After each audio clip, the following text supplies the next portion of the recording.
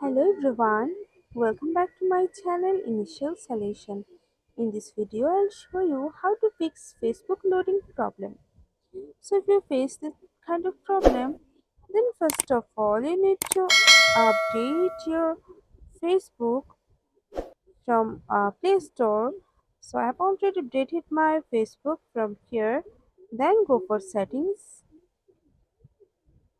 and go for apps and notification.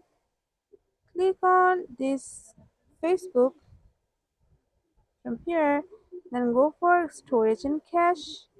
You need to clear your cache from here, and after that you can fix your problem which is not loading.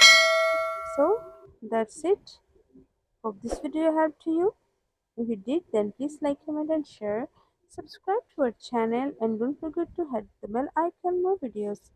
Thank you.